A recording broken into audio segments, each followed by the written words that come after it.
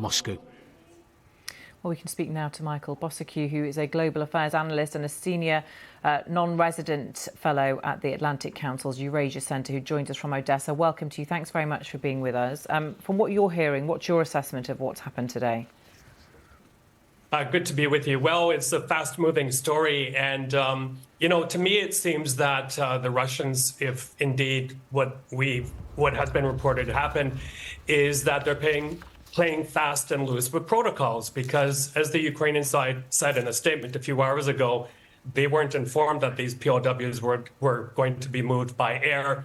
Had they known that, and if they indeed did send missiles that way, they wouldn't have done so. I also have to remind people that almost 10 years ago, at the beginning of the first phase of this war, when MH17 came down over eastern Ukraine, at first, the Russians tried to blame the Ukrainian side. Then they denied shooting it down, and then they literally covered up their tracks and they manipulated radar data and things like that. So they're not to be trusted when it comes to big events like this. And the other factor right now we're faced with is Western organizations, for example, the OSCE, don't have access to the crash site. So it's going to be very difficult to verify what exactly happened. Yeah, will it be possible to verify who was on board and whether all those Ukrainian POWs were actually on that plane that came down?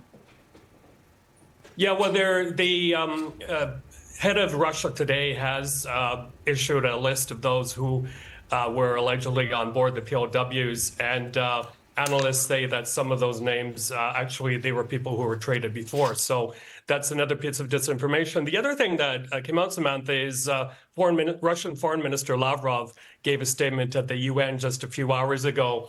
And of course, he's blaming the Ukrainian side. He's calling for an emergency meeting of the Security Council.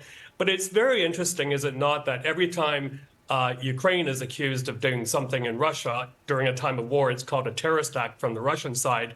Whereas when the Russians strike, and by the way, as they are, as we speak right here in Odessa with drones, and they hit maternity hospitals, they hit schools, they hit apartment buildings, those aren't deemed by the Russian side as terrorist acts. In fact, they deny them. So, in this war, it's getting very, very ugly. And it's sad that so many lives are being killed right now. As we all know, truth is the first casualty of war. How difficult is it to know what is really happening in this war, given the huge amount of Russian propaganda, and I'm sure Ukrainian as well? Yeah, well, we're in a bit of a different era now because there is so much data available. For example, in Stephen Rosenberg's report, that cell phone coverage, the same thing happened during PS752 when it was shot down over Tehran. There was cell phone data. It backed the Iranians into a corner and they had to admit to it. So, hopefully more evidence will come out over social media. Of course, Russians have to be very careful, eyewitnesses, but that could help us to find out what exactly happened. The other thing that the Russians could do right now, for example, is allow the ICRC into the crash site, because after all, they do help facilitate these prisoners exchanges. And then we could find out through them further information on what might have happened. OK, Michael Bociurkiw, thank you for joining us from Odessa there. Pleasure. More expensive stamps and fewer deliveries per week. Two of the